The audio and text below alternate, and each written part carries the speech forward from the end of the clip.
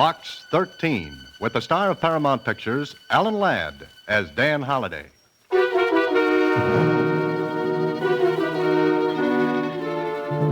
To Box 13, care of Star Times. Dear Dan, if this is the way you want it, okay. If a pal and buddy has to reach you the hard way, all right. Enclosed is a ticket to my fight with Brennan tomorrow night. I'd like to see your mug at ringside. If I don't, I'll make it a point to muss it up for you. If I don't, I'll make it a point to muss it up for you. Johnny Capelli. Johnny Capelli, a kid when I first met him, fighting in a different way, at Anzio. And maybe, just maybe, Anzio wasn't as hard for him to take as what happened right here.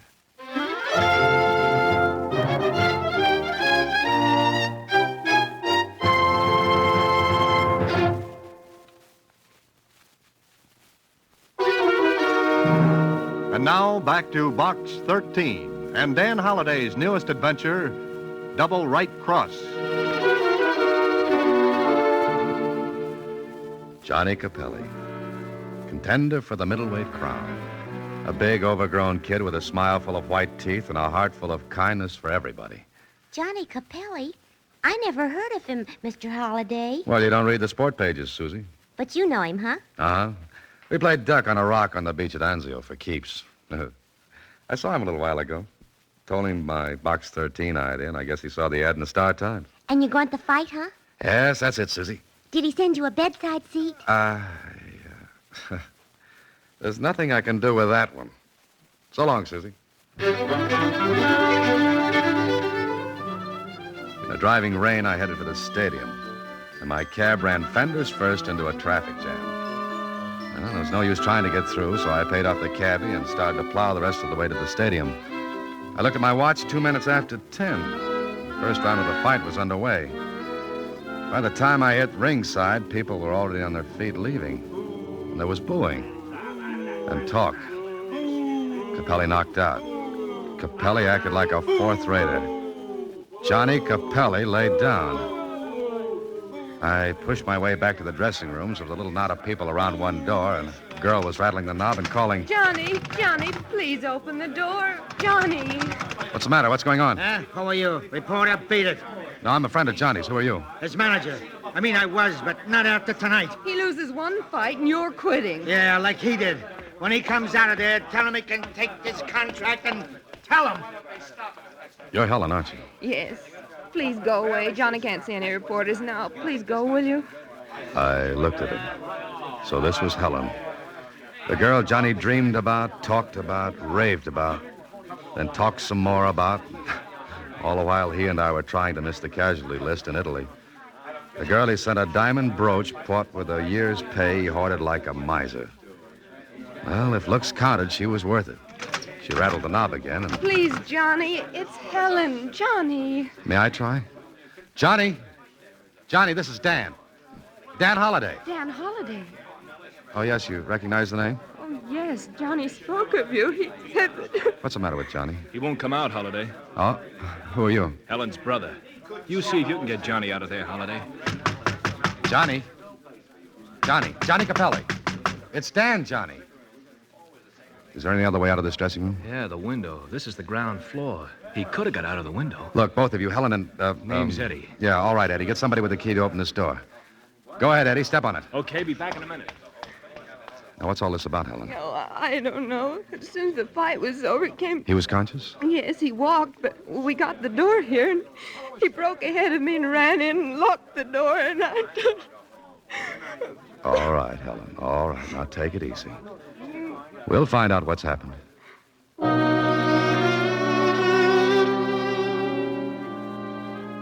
When we got into the dressing room, Johnny was gone, and Eddie was right. The window was open. I couldn't figure it. Johnny Capelli, a kid whose courage was A+. A kid who went through Anzio, Salerno, Casino. Sure, he was scared, just like the rest of us. But he didn't whimper. And he didn't run out, ever. It just didn't figure, and Helen didn't make it any more clear. No, I don't know. I don't know why I ran away. Oh, take it easy, sis. Johnny must have had a reason. Yes, he must have. Now, listen, where'd he go? Well, Well, if he's not at his hotel, I don't know. Well, we called there. That's no good. Any other place, think. I don't know of any. All right. Where can I get in touch with you later? 387 Christopher Place. Good. You wait there. I'll find Johnny.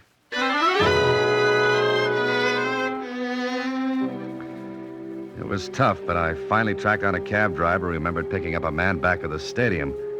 Seemed, well, drunk, he said. Took him to a little hotel on the other side of town. It could be Johnny, so I went there and... Go away. Johnny? Get out. Listen to me, Johnny. This is Dan. Dan Holliday. Dan? Yeah, let me in, Johnny. No, go away. Just go away, will you? What are you trying to do, Johnny? Nothing. Please, will you go away? Look, kid, let me in or I'll break in.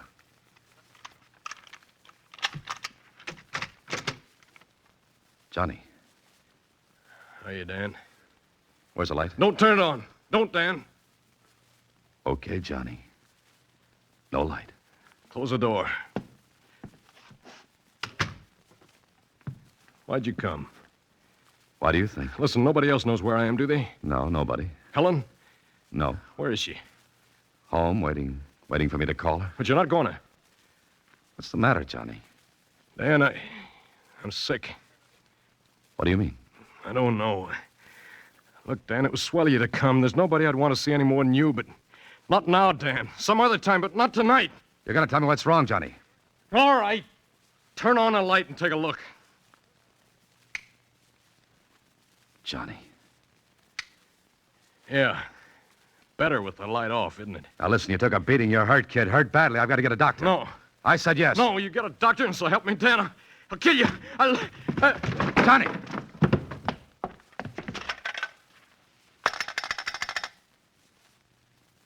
Hello, desk clerk.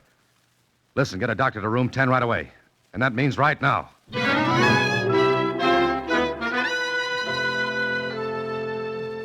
right, Mr. Holliday. He'll sleep for a while now. How long before he wakes up, Doctor? 5, 6 hours, maybe longer. How badly is he hurt? Well, that's hard to tell. He took quite a beating. Who is he? Friend of mine. I see. Fight? Yeah, sort of. Well, Look, Doctor, as long as there's no gunshot wound, you don't have to report this, do you? No, but Well, let's leave it that way then, huh? You will be back in the morning? Yes. I'll make a more thorough examination then. He was too hysterical to do much with tonight. But I think he'll be calmer when he awakens. Then there's nothing too bad. I don't think so. Bruises, contusions, and his eyes. What's wrong with his eyes? I'll see you in the morning. Good night, Mr. Holliday. Good night. Thanks, Doctor. I sat by Johnny's bed and watched.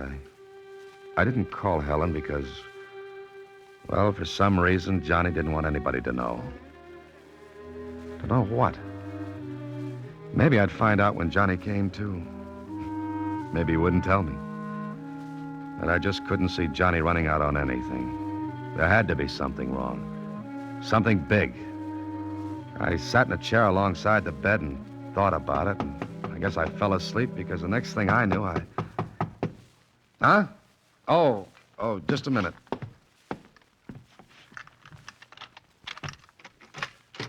Good morning. Good morning, Doctor. Is he still sleeping? Yeah. Maybe for another hour or so. But I'll wait. Thanks. He'll be all right? Well, I'd like to ask him a few questions when he awakens. I don't think there's anything seriously wrong, but, well, I'll wait. What are you getting at? I don't know. You'll have to wait, too. Okay. Meanwhile, I'll go out and get some coffee. You can use some, too, can't you? Yes, thanks. I'll be right back.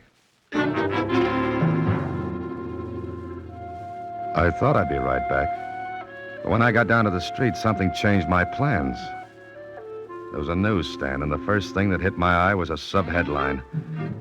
It said, Boxing Commission holds up Capelli purse. Capelli disappears after fight fiasco. I hurried to a phone, called the Star-Times, got a few strings pulled, and a half hour later, I was sitting across from the commissioner at his home. Just exactly what interest do you have in this, Mr. Holliday? I'm a friend of Johnny's. I see. All right. You must have something important to tell me this early in the morning. I want you to tell me something, Commissioner. What? Why is the commission holding up Johnny's purse? Because we believe the fight was not quite on the level.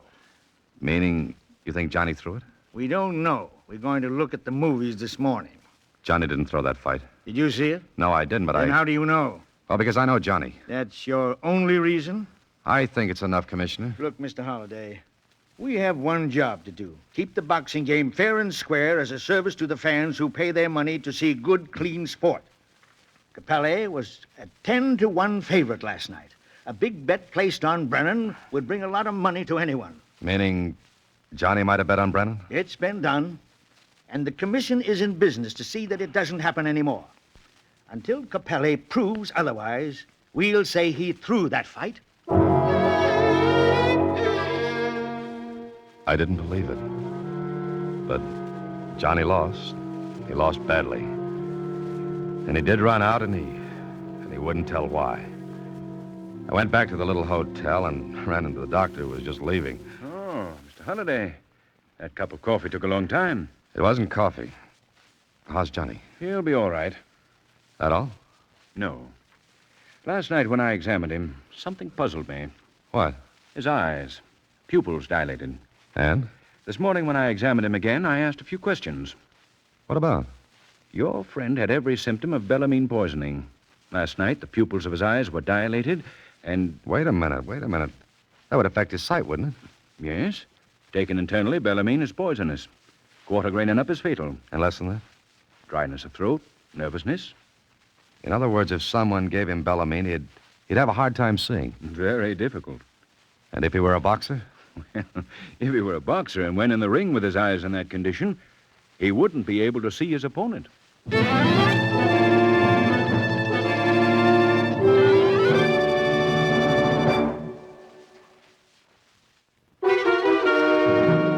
Now back to Box 13 and Double Right Cross with Alan Ladd as Dan Holliday. So Johnny lost the fight because he couldn't see Brennan. But why did he run out? Why didn't he want anyone to see him? I thought I was going blind, Dan. Brennan was just a shadow that was beating me. Why didn't you quit? Why didn't you say something? Because I Tommy? didn't want anybody to know. If it was going to be that way, I'd take it alone. Noble, huh? Look, Dan, I waited a long time for that fight. It meant a crack at the title. Helen waited with me. If I was going blind, I wasn't going to let her know and stick with me. Sure. A kid like you would think that way. Now listen to me, Johnny. Somebody fed you the stuff to impair your sight. Somebody who wanted you to lose that fight. Who? You're crazy, Dan. What did you eat yesterday? Eat the day of the fight? Nothing. A little breakfast? And the rest of the day? Nothing. Liquids? Water? Milk? Of course not. No fighter fills himself up with liquids. Makes him logy, heavy on his feet. But, Johnny, the Bellamine had to be given to you just before you went into the ring. Any earlier in the day, and the effect would have worn off before the fight. Look, why don't you lay off, Dan? I'm telling you, I didn't eat anything or drink anything, not for hours before the fight. But you had to. No, I know what I did. Look, maybe it was my eyes. Maybe it is what I thought. I got hit in Italy, Dan. Maybe... It's not that. The doctor knows what he's talking about, Johnny. Somebody fed you that stuff. Who? You tell me. Nobody. I didn't eat, drink. Do I have to go over all that again? No, but I am. You wait here, Johnny.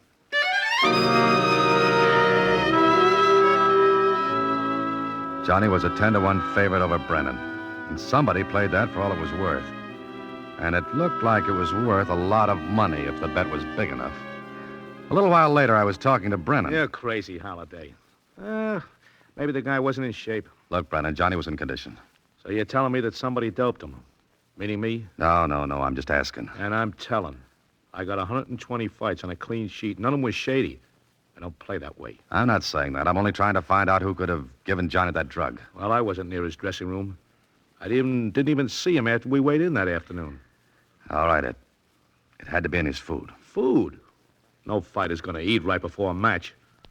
Or drink water? He just rinses his mouth, that's all. What else, Brennan? If he's training right, nothing else. But if he gets thirsty... I told you, he just rinses his mouth. He drinks water, it makes him heavy. That's why a fighter chews gum all day. It gives him a moist... Gum? Yeah, gum. Why? Gum. That's it, Brennan. That's it. Sure, I chewed gum all day. Before the fight in your dressing room? I must have been chewing gum. I remember that... Go ahead, Johnny. What were you going to say? Nothing. Yes, you were. No, I wasn't. Look, there's only one way the drug could have been given to you. Now, you've got to think who gave you gum just before you went in that ring. I didn't have any. Johnny, what are you hiding? Nothing. You were going to say something a second ago. Did Baker, your manager, give you... No. Who else was with you? Just Baker. Where was Helen? Shut up, Dan. Did she give you any gum? Forget the whole thing. I'm going blind, that's all. Oh, you're not. Beat it. Helen gave you that gum. She was in your dressing room before the fight, wasn't she? Cut it out, Dan. That's why you shut up before you remembered. And the chewing gum was the only way the drug could be given to you. Because you didn't eat, you didn't drink water or anything else before you went in that ring. But maybe 15 minutes before, Helen handed you the gum, didn't she? Shut up, Dan. Shut up and forget the whole thing. Come on, Johnny. She gave you the gum, didn't she? Didn't she?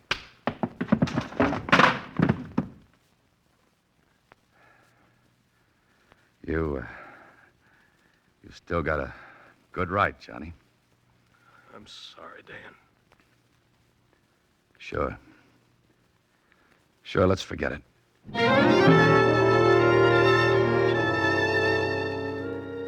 But I didn't want to forget it. I left Johnny and went to see Baker, his manager. I didn't tell him what I'd found out. I just listened. Sure, I brought the kid up from the ham and egg prelims. But after last night, we're washed up. Johnny was a 10-1 favorite, wasn't he? Yeah, a match with the champ next. Did you bet on Johnny? I never bet. Even if you thought Johnny was going to win? What are you driving at? At somebody who stood to make a killing if Johnny lost. You're asking for a cloud holiday? I just had one. What about Helen? What about her? All right, Baker, here are the cards. Johnny went in the ring last night, a sure bet to lose. What? Yeah, that's right. He was drugged. He couldn't see Brennan from the first bell until he was counted out. He was fighting on instinct and courage. Listen, what are you giving me? There was nobody in his dressing room but me and... And Helen? Yeah, Now, what about her? nothing. Except once I walk in on the two of them and, well, they was having a fight.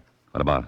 They clammed up when I walked in, but I heard something about a brooch. Brooch? Diamond brooch? The one Johnny sent her from Italy? Maybe. All I know is what I said. That's enough. Thanks, Baker. Maybe you'll have a champ on your hands yet. The next stop was to see Helen. I wasn't sure how to handle this. And all I had to go on was the fact that Johnny was covering for her. Why? And they'd had a fight over that brooch. Again, why? So the big question was, did she or did she not double-cross Johnny? Her first words to me were, Dan, you found Johnny. maybe. Maybe, but what do you mean? Sit down, Helen. What's the matter? Is he all right? He'll be all right. He's in a little hotel. Well, then take me there. I want to see him, Dan. Maybe he doesn't want to see you. What? Johnny, now, did he say that? No? Well, what are you doing? Why don't you take me to him? Why are you talking like this, Dan? How much did you win on the fight, Helen? What do you mean? I watched her face closely after I asked that. Either she was the new Sarah Bernhardt or she was in the clear.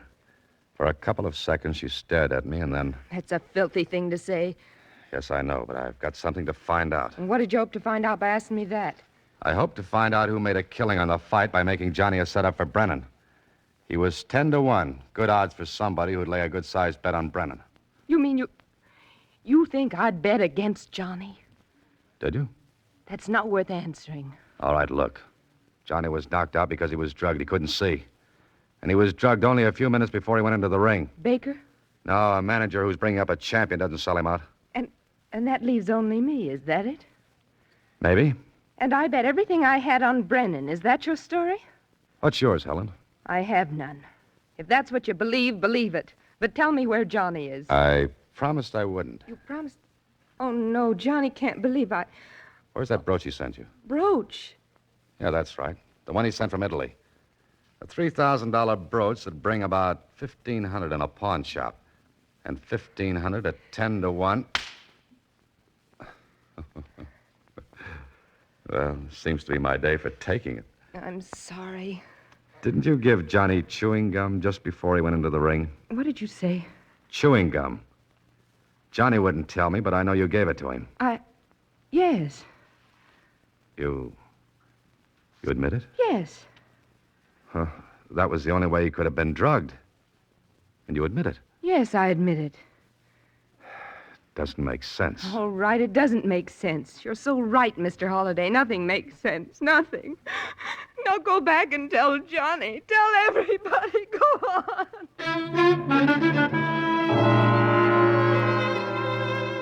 Well, this I couldn't get. Two of them. Johnny and Helen knowing it must have been the gum and Johnny not wanting to tell me. Then Helen coming right out and saying she gave it to him. Okay, there was one answer, and I hunted for it in the shape of that brooch. I called Lieutenant Kling at headquarters and got him to do me a favor. It took almost the rest of the day, but late that afternoon. Brooch? Yes, the police called, but I assure you I did not receive stolen goods in my shop. The police know that I Sure, don't you're in handle the that- clear. Now, don't worry. Has the brooch been redeemed yet? No. Look, all I want to see is a slip and who signed the brooch in. Well, here, I have it ready. I thought it would be the police who would come. It's right here. Here you are. There's no mistake about this. Oh, no. I let him have $1,000 on it. 1,000?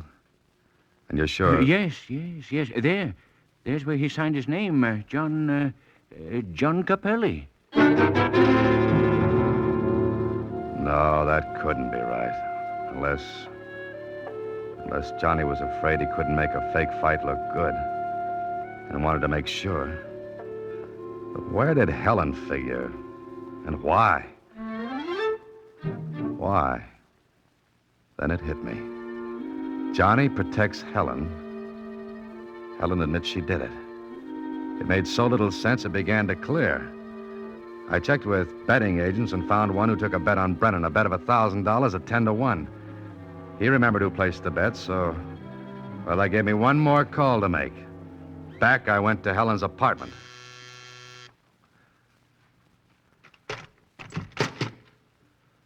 Hello. Yes?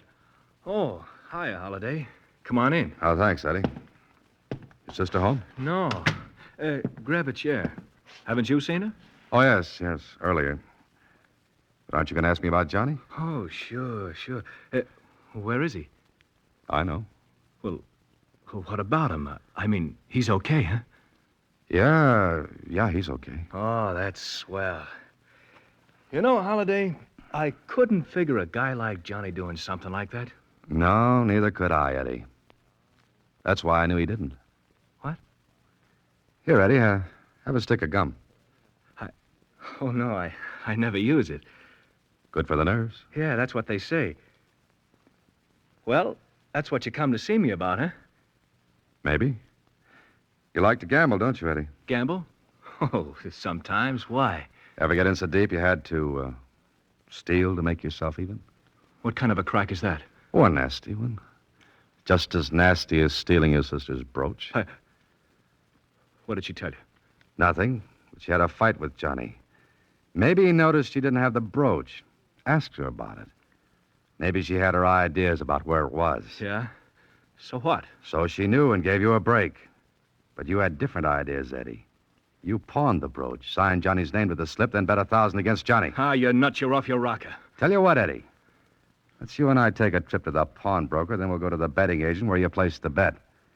Maybe I won't look so much off my rocker then, huh? All right. So what? I got a break. I'll redeem the brooch and... What are you looking at me like that for? I took two on the chin today.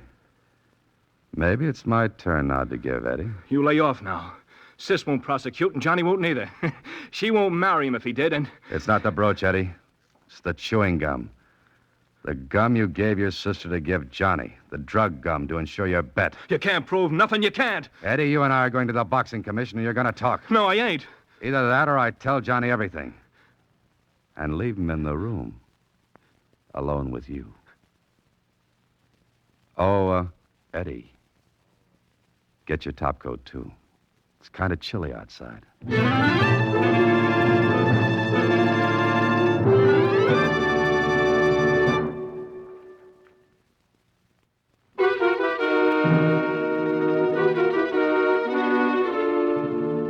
Well, Suzy, as they say in the books, all's well that ends well. Gee, it's so romantic. Johnny and Helen getting married, Johnny getting another crack at the championship, and I... What's the matter? What's the matter, Mr. Holliday? Oh, Suzy, my jaw is really sore. Johnny hung a nice right cross on me. What's a right cross? Huh? Well, it's, here, look, put up your hands. This way? Yeah. Mm-hmm. Now, look, I lead with my left like this, and you... Like that? Oh, I'm sorry. Mr. Holliday. Mr. Holliday, Oh, good night, Mr. Holliday. Next week, same time, Alan Ladd stars as Dan Holliday in Box 13.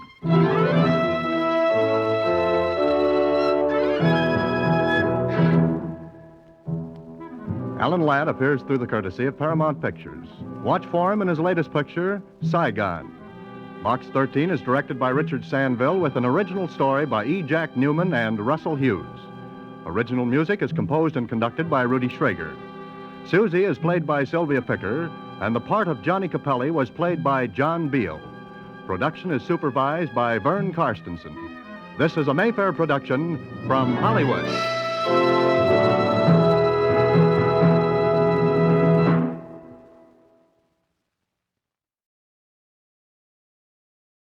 Enjoying the timeless classics on Golden Age Radio?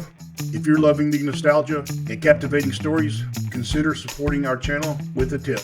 Your generosity helps us continue bringing you the best of vintage radio entertainment. Simply click on the link in the description. Thank you for being part of our community. Lost in Brazil invites you on an unforgettable journey where every moment is an adventure waiting to be discovered. Join us as we uncover the soul of Brazil, one incredible experience at a time. Click on the link in the description and embark on the ultimate Brazilian odyssey. You have been listening to Golden Age Radio, rumble.com/C/GAR, brought to you by G3PL.com. Don't forget to subscribe for more videos.